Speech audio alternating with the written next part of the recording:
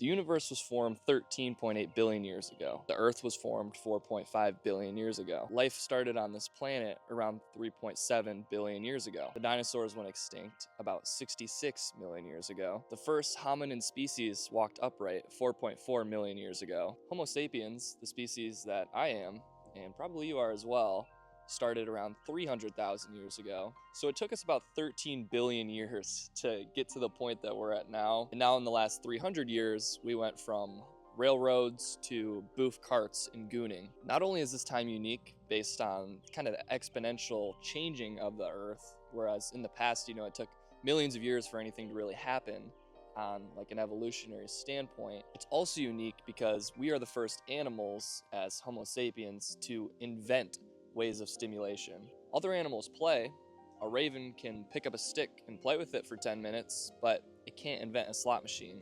The way our brains have been wired is all to pass on our genes. That's what being an animal is all about. That's what our internal clock is always trying to promote us to do. There's a reason that food tastes better when you haven't eaten for a while. It's because your body is incentivizing you to get back to stasis and become full. But also part of that reward system is that it rewards proxies to the things that actually keep us alive and pass down our genes. Because in the past, that was more correlated with survival. These proxies used to be things that helped us survive, just not in a direct way like drinking or eating. Like eating something sweet, being full, having sex, having a social win within your kind of social circle or tribe. Because when you think about it, all those things help humans survive, even if it's not directly fueling your body and keeping your body going. So for 300,000 years, we've been creating that system and building trust in that system within ourselves. Then a phone comes along and destroys the whole framework. It doesn't feed you, it doesn't help you find a mate, it doesn't really help you do anything adaptive. It just automatically goes straight to the reward pathway and starts pressing that pleasure button, which are the things that eating and winning were supposed to do. It's the same with the overly enhanced food and sugars. And it might sound silly, but your brain actually literally does not know the difference. Even though overall you might be conscious of what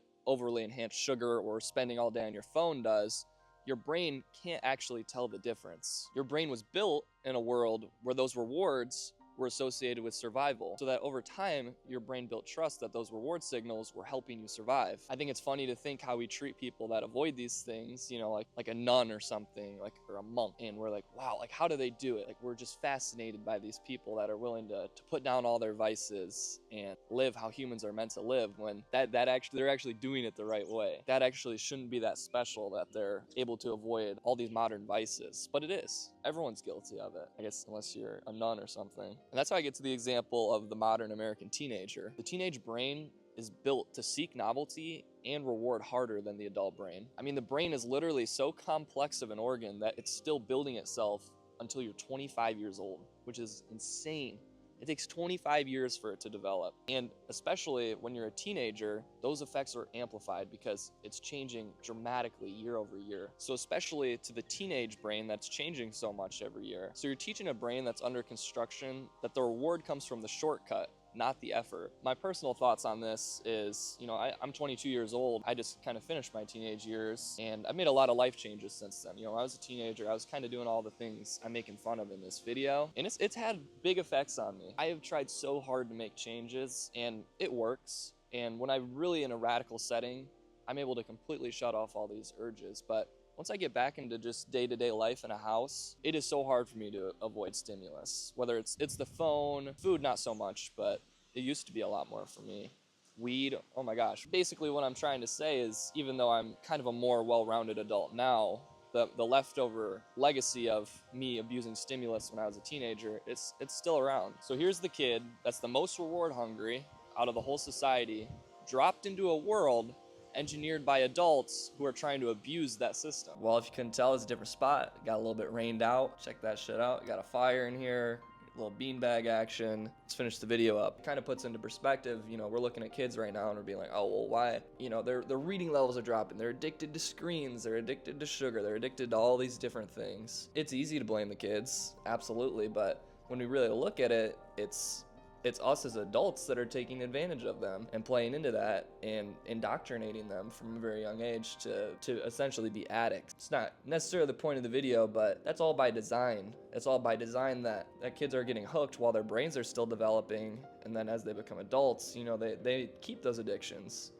And that kind of leads to a population of people that are apathetic and kind of unwilling to change because it means losing all of their vices. So that's the way it affects us day to day as human beings living in the 21st century in the US. But another really interesting way that our primal brains are affecting us is in power. I'm a person that doesn't really care that much about power. Like, having power over other people doesn't really mean anything to me. I don't derive any pleasure from that. If I was to gain from having power, like, that would feel good to some extent because I'm a human being and like gaining things means something to me.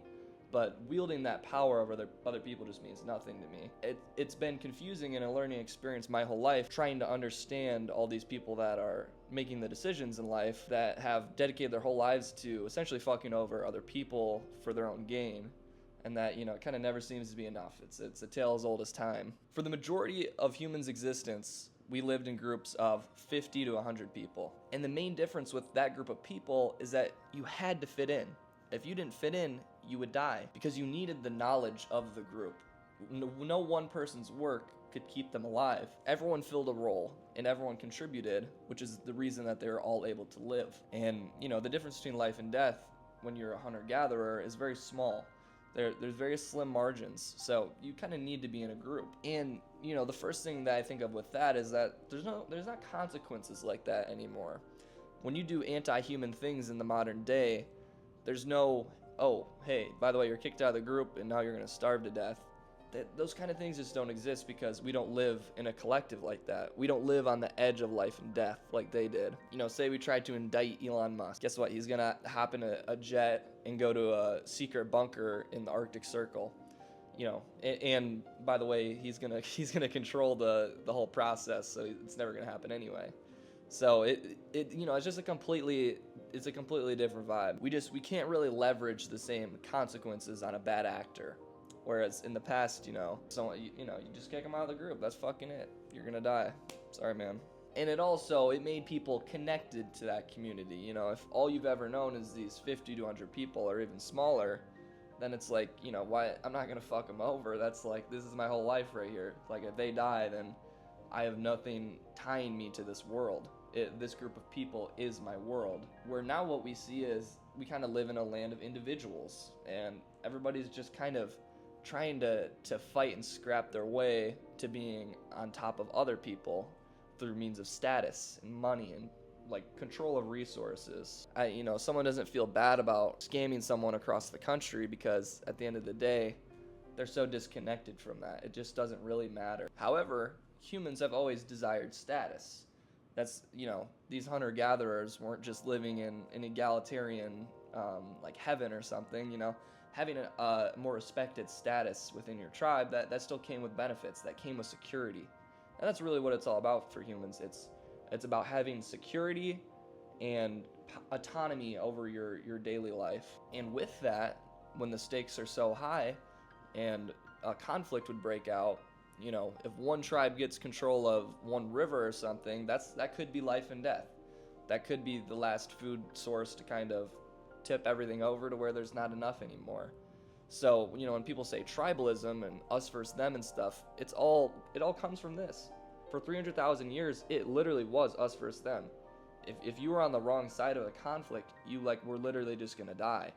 So it's so ingrained within our heads that we need to be fighting. For you to gain, someone needs to lose. And that's the give and take we're used to. And what we see in America right now is it's us versus them, but us has just become one person. So now it's kind of like me versus the world. I'm not, maybe your friends and family are gonna enjoy the benefits of someone exploiting a bunch of other people, but them has become everybody else. And when them is everyone else, that means you're no longer tied to it and you don't really care because your brain's able to kind of flip that switch because it remembers when that was the case, which ends up leading to all these bad actors that kind of end up with the resources and power. The world's really not fair. It's not. And, you know, I've been curious since I was a kid, like, you know, why certain people end up in the place that they're at. And it does seem like there's some kind of inherent character trait that makes it so, you know, it's never enough. And it's kind of like a corrosive feeling inside of them that they need to be at that next step over and over again. And, you know, the people that I'd say are like good actors, people that have the empathy. I mean, that's really that's the barrier separating these terrible people from people I'd say that would at least be responsible with that level of power.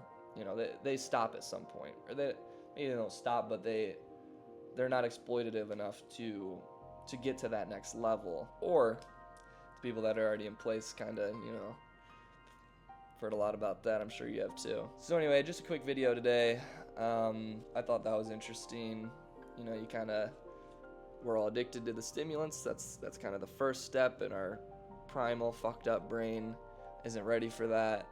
And then all of a sudden the stakes are way higher, and there's way more power to be accumulated, and our power-seeking minds that want status and security take us way too far. And all of a sudden the level of power available is exponentially higher than any other time in history. So it makes it so, you know, if a few people get together, maybe like some people that may have made PayPal, and if you know, you know type of thing, I guess. But yeah, be an informed citizen and enjoy the rest of your day.